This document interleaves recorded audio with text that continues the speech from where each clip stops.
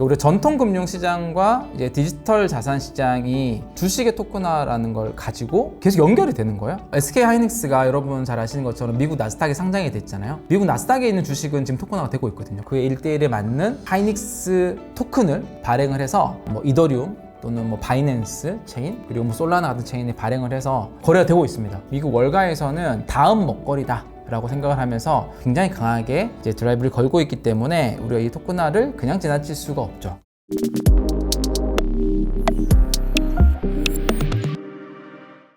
네, 안녕하세요. 이장우의 비트코인 머니 플랜입니다. 오늘은요, 그동안 좀 많이 다뤄보지 않았던 주제를 좀 가져와 봤습니다. 최근에 이런 뉴스 보셨나요? 하이닉스 한 주 하한가에 가상자산 파생 상품 800억대 청산 쓰나미. 이것만 보면 하이닉스는 주식이고 가상자산은 주식이 아니고 별개인데 이걸 어떻게 연결이 돼서 가상자산에 청산이 됐나 이런 이제 생각이 좀 드실 거예요. 이 부분들이 오늘 얘기 드릴 이 토큰화라고 하는 것과 다 관련이 있습니다. 그래서 오늘은 토큰화에 대한 주제를 좀 다뤄볼 건데 앞으로 이게 더 중요해지는 이유는 뭐냐면 우리 전통 금융 시장과 이제 디지털 자산 시장이 주식의 토큰화라는 걸 가지고 계속 연결이 되는 거예요. 그리고 이제 미국 같은 경우도 미국이 지금 스테이블 코인을 굉장히 강하게 드라이브를 걸잖아요. 그리고 스테이블 코인과 함께 이 토큰화라고 하는 주제에 대해서도 미국 월가에서는 다음 먹거리다 라고 생각을 하면서 굉장히 강하게 이제 드라이브를 걸고 있기 때문에 우리가 이 토큰화를 그냥 지나칠 수가 없죠. 그리고 이 또 토큰화가 중요해지고 진도가 나가면 나갈수록 또 중요해지는 또 가상자산이 또 있고요. 그런 것들을 다뤄보도록 하겠습니다. 먼저요, 블록체인인데 이 토큰화도 결국 블록체인 기술로 하는 것이고 우리가 말하는 디지털 자산도 블록체인 기술로 하는 것이고 이 토큰화가 중요하게 생각이 된 지가 얼마 되지 않았거든요. 블록체인의 효용이라고 하면 떠오르는 키워드들이 좀 있잖아요. 보안, 위변조 방지되고 탈중앙화되고 그래서 장부 조작이 안 되고 보안이 뛰어나고 중개자를 없앨 수 있다 이런 얘기들을 많이 하잖아요. 근데 이게 사실 틀린 말은 아닌데 이 관점만 갖고 있으면 종종 엉뚱한 방향으로 활용하려는 좀 시도가 나오긴 하거든요. 그 중에 대표적인 게 뭐냐면 부동산 거래를 할 때 공인중개사를 없애고 이 탈중앙화된 스마트 계약을 이제 활용을 해서 사고 팔면 공인중개사도 중간에 제거할 수 있고 사람들은 중개자가 없으니까 더 편하게 할 수도 있고 비용도 싸지고 다 좋은 거 아니냐 이런 식으로 접근하는 경우가 많이 있거든요. 근데 이거는 잘못된 접근 중에 하나이긴 해요. 실제로 이게 좋은 접근이었으면 이미 블록체인이라는 얘기가 나온 지가 벌써 10년 가까이 넘었고 이미 이게 비즈니스 돌아가고 있어야 되는데 이건 현실적으로는 적용이 잘 안 되는 케이스 중에 하나거든요. 이 중개자로 인해서 신뢰에 굉장히 큰 문제가 있거나 엄청난 비용을 초래하거나 이럴 때 이제 블록체인 활용해서 제거하는 거지 굳이 필요한 중개자를 다 제거할 필요는 없는 거거든요. 예를 들어서 이럴 수는 있겠네요. 우리나라가 등기부 등본 시스템은 너무 잘 돼 있죠. 국가의 신뢰가 있잖아요. 근데 어떤 나라를 가보면 국가의 등기부 등본 시스템이 거의 잘 안 돼 있어서 이 부동산이 누구의 자산인지 이 부동산이 누구 건지를 알 수가 없고 그거를 제대로 알려고 하는 것만으로도 엄청난 신뢰 비용이 들어가는 거죠. 이럴 때는 블록체인이라는 기술이 적용에 대해서 활용하면 괜찮은 케이스이긴 하지만 우리나라 같은 케이스에서는 그렇게 굳이 적용할 필요가 없는 거죠. 정부에 대한 신뢰가 충분히 있으니까. 그래서 저는 이제 블록체인 기술의 혁신에서 가장 중요한 영역 중에 하나는 뭐냐면 자산에 대한 이런 접근성을 바꾸는 거라고 좀 봤거든요. 그러니까 거래 상대방을 무조건 중개자를 제거하는 게 아니라 우리가 그동안 비정형적으로 또는 국경을 끼고 있어서 쉽게 거래할 수 없었던 이런 자산을 거래할 수 있는 접근성을 제공하는 것, 그게 토큰화라고 하는 기술로 제공하는 것, 이게 굉장히 블록체인 기술의 효용이 닿는 그런 영역으로 좀 봤던 부분이 있습니다. 그래서 오늘은 그런 토큰을 좀 다뤄볼 거고 제가 말씀드렸던 게 토큰화가 중요하다 그랬는데 토큰화가 뭐고 이게 어떤 형식으로 진행되는지를 먼저 좀 알면은 이해에 좀 도움이 될 것 같습니다. 결국 전 세계 곳곳에 흩어져 있는 자산을 국경을 넘어서 접근할 수 있게 만드는 것인데 이거를 지금 하는 토큰화의 프로세스 첫 번째는 핵심이 딱 하나거든요. 그 실물 자산을 금고에 그대로 1대1로 보관을 해두고요. 그 자산의 권리를 담은 토큰을 만들어서 블록체인 위에서 발행을 하는 겁니다. 그걸 우리가 보통 암호화폐라고 부르고요. 블록체인에서 발행을 하면 이 토큰의 여러 가지 장점이 결합이 돼서 시너지를 내는 거거든요. 예를 들어서 제가 아까 실물 자산을 금고에 그대로 1대1로 보관한다 그랬잖아요. 그 금고에 보관하는 게 달러면 달러 토큰이 되는 거고요. 금고에 보관을 하는 게 미국의 국채면 국채 토큰이 되는 겁니다. 금고에 보관을 하는 게 주식이면 주식 토큰이 되는 거고 또 그게 금이면 금 토큰이 되는 거예요. 그러니까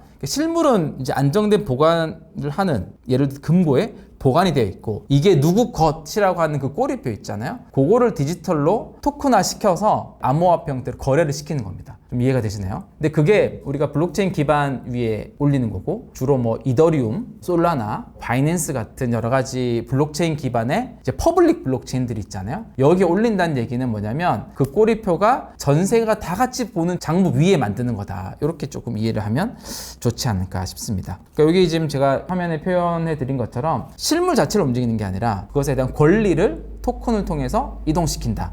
이렇게 좀 보면 되고, 이게 왜 강력하냐면 이게 세 가지가 이렇게 풀리거든요. 하나는 조각에 대한 수요입니다. 그러니까 강남의 빌딩 한 채도 미국 국채도 약간 5,000원 단위로 나눠서 살 수 있는 거죠. 사실 5,000원은 약간 상징적인 금액이고 얼마든지 쪼개서 거래할 수 있다. 부동산은 한 채 단위로 거래를 해야 되고, 미술품도 뭐 하나 단위로 거래를 해야 되고, 이걸 쪼개서 거래하기 쉽지 않잖아요. 물론 이제 우리가 부동산을 리츠나 펀드 상품 통해서 쪼개서 주식 상품으로 거래할 수 있긴 하지만 그것도 꽤 프로세스가 번거로운 작업이고 굉장히 또 소액으로 하는 것도 어려움이 사실 있는데, 이걸 토큰화를 시켜놓으면 무한대로 쪼갤 수 있다라는 겁니다. 이게 장점이 뭐냐면 전 세계에 있는 많은 사람들이 참여할 수 있잖아요. 그러면 유동성이 더 풍부해지는 거죠. 거래를 하는 사람들이 많이 참여하고 있으니까. 그래서 우리가 미술품이나 부동산 같은 경우를 유동성이 되게 적은 자산 중에 하나잖아요. 유동성이 적다고 하는 거는 내가 팔고 싶을 때 원할 때 못 파는, 유동성이 커져야 된다는 거는 내가 원할 때 다 사고 팔 수 있는 환경이고, 그게 또 자산으로서 되게 중요한 성격 중에 하나거든요. 자, 또 하나는 이제 24시간 거래가 될 수 있는 건데, 이거는 뭐 사실 토큰화가 되면 미국 시장이 문 닫아도, 뭐 한국의 시장이 문 닫아도 이거는 블록체인 상에서 24시간 거래를 할 수 있는, 그러니까 은행 업무 시간이 아니어도 거래가 멈추지 않는다, 이런 특징이 있습니다. 또 하나는 이제 가장 중요한 특징 중에 하나인데 국경 제거이죠. 미국 계좌가 없어도 미국 자산, 토큰화된 미국 자산을 우리가 거래할 수 있고, 한국 주식 계좌가 없어도 이 지갑 주소만 갖고 있으면 토큰화로 거래할 수 있다. 이게 세 가지입니다.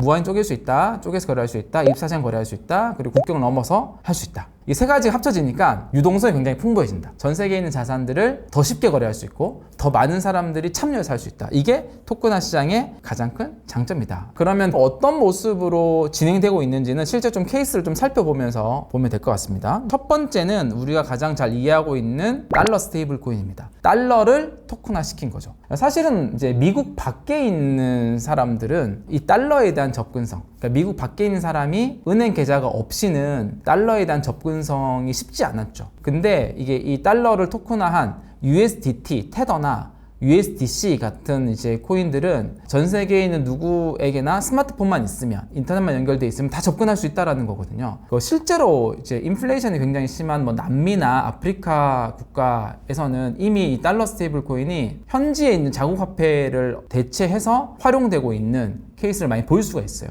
그러니까 자국화폐 인플레이션이 심하다, 자국화폐의 통화 가치가 너무 빨리 떨어진다, 그러니까 이제 달러 스테이블 코인을 기존에는 은행 계좌가 없으면 갖기 힘들었는데 이제는 스마트폰 하나만 있으면 가질 수 있으니까 이런 것들을 활용이 되더라. 두 번째 활용된 케이스가 이제 미 국채죠. 그러니까 블랙락에서 비들리라고 하는 이제 미 국채 토큰이 있고, 또 온도 파이낸스라고 하는 플랫폼에서도 미 국채를 가지고 토큰화를 시키죠. 그래서 기존의 미 국채를 또 접근을 하려면 또 1인당 참여할 수 있는 금액도 조금 더 커야 되고, 미국 개장 시장에서만 또 거래를 할 수 있고, 근데 이게 토큰화되면서 24시간 동안 거래할 수 있고 전 세계 개인들조차도 쉽게 이 시장에 접근할 수 있다.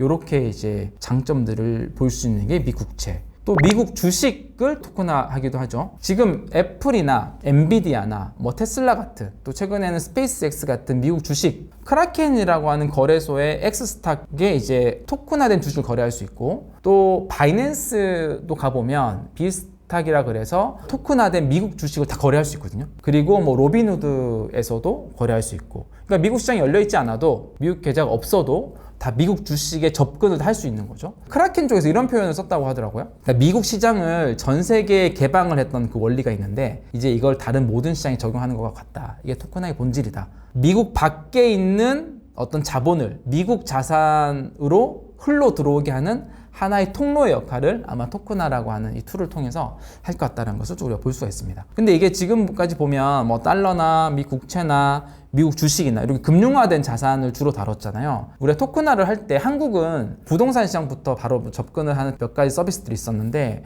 부동산 시장 같은 경우는 권리 관계가 되게 복잡하기 때문에 아무래도 이 토큰화라고 하는 것이 조금 더 시장이 자리 잡고 난 이후에 적용될 가능성이 큽니다. 그래서 가장 먼저 적용되는 건 돈, 달러, 그 다음에 금융자산들, 뭐 국채, 그 다음에 미국의 어떤 주식, 그리고 금, 뭐 팍소스 골드나 테더 골드가 있어요. 금을 보유를 하고 직접 1온스에 해당하는 토큰을 이제 발행을 하는 거죠. 그래서 그 토큰은 당연히 금 가격을 추정하면서 암호화폐 거래소에서 거래가 되고 탈중앙금융, 디파이라고 하는 곳에서도 거래가 되고, 그래서 전 세계에 있는 많은 사람들이 실물금이 아니라 주식시장에서 금 ETF가 아니더라도 탈중앙금융시장에서 금 토큰에 접근을 할 수 있다. 그래서 이런 것들이 좀 흘러가면 이 토큰화 시장은 이 금융자산을 넘어서 가지고 부동산, 그다음에 미술품, 그다음 탄소 배출권, 유동성이 낮았던 자산, 아마 이후 계속해서 적용이 될 겁니다. 즉 가치가 있는 거의 모든 자산들은 토큰화가 돼서 거래를 할 수 있는 환경이 이 토큰화를 말하는 겁니다. 근데 이런 토큰화가 사실 한국은 좀 별개처럼 보이긴 하잖아요. 그리고 한국은 아직 토큰증권의 어떤 법제화가 덜 되기도 했었고, 그런데 한국 기업도 이미 토큰화가 되고 있습니다. SK 하이닉스가 여러분 잘 아시는 것처럼 미국 나스닥에 상장이 됐잖아요. 하이닉스 ADR로 상장이 됐는데 미국 나스닥에 있는 주식은 지금 토큰화가 되고 있거든요. 그래서 하이닉스가 미국 나스닥에 상장되는 날에 이미 백팩증권, 그리고 엑스타, 그리고 온도파이낸스 이런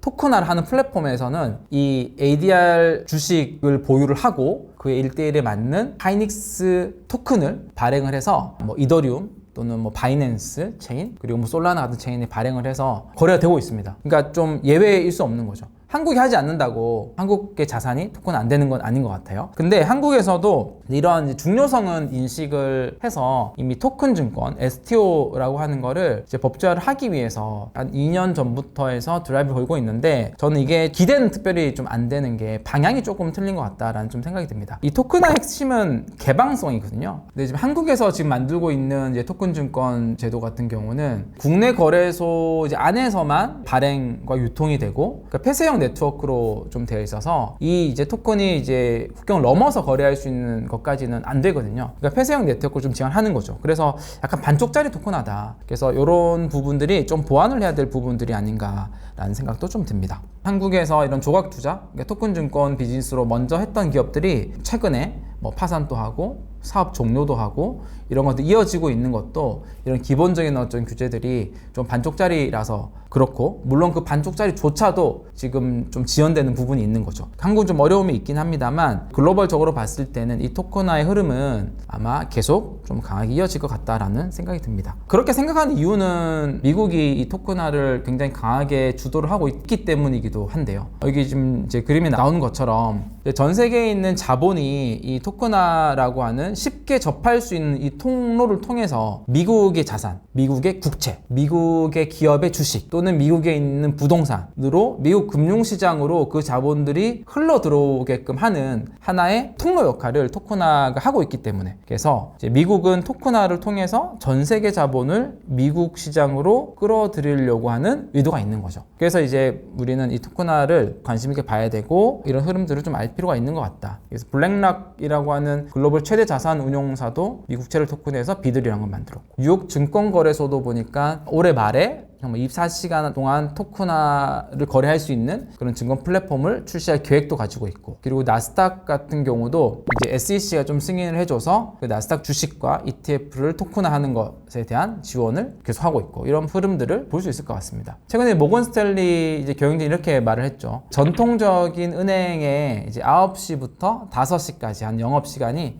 이제 공식적으로는 사라지고 있다. 이런 흐름 위에서 좀 움직이고 있다는 것을 이해하고 있으면 좋을 것 같습니다. 자, 그럼 여기서 이제 우리가 비트코인은 그러면 이런 토큰화의 흐름에 어떤 관계가 있을까라고 좀 생각을 해볼 수가 있는데요. 비트코인은 토큰화의 흐름에 직접적인 연관보다는 좀 간접적인 좀 수혜를 얻는 자산에 가깝다고 볼 수 있을 것 같아요. 그러니까 토큰화 생태가 커지면 결국은 이 크립토 생태계, 이제 블랙체인이라고 하는 인프라 자체에서 돌아가는 크립토 생태계가 커지고 이 신뢰도 함께 올라가는 이제 이런 영향이 있을 수 있을 것 같아요. 그래서 비트코인은 어떤 가치 저장 수단으로서 역할을 앞으로도 계속 할 거거든요. 이 크립토 생태계에서 가치 저장의 수단이기 때문에 이 생태계가 커지면 비트코인 수요도 계속 올라간다. 또 이 커지는 이 토큰화로 인해서 유입되는 어떤 자본과 그 네트워크들이 이걸 통해서 비트코인을 또 접할 수도 있겠네요. 근데 이더리움 같은 경우는 조금 이제 그보다 좀 다르긴 합니다. 오늘 말씀드린 여러 가지 이제 토큰화를 하는 수단들이 이더리움이라고 하는 플랫폼 위에서 돌아가고 이더리움이라는 플랫폼을 가장 많이 사용하고 있기 때문에 토큰화의 핵심 플랫폼 역할을 하고 있을 것 같습니다. 그래서 토큰화는 비트코인의 뭐 직접적인 어떤 뭐 재료라기보다는 크립토 생태계 전체를 신뢰 기반으로 좀 넓혀주는 그런 흐름 정도로 생각하시면 좋을 것 같다라는 생각도 듭니다. 마지막으로 우리가 뭐 기술의 흐름들이 크게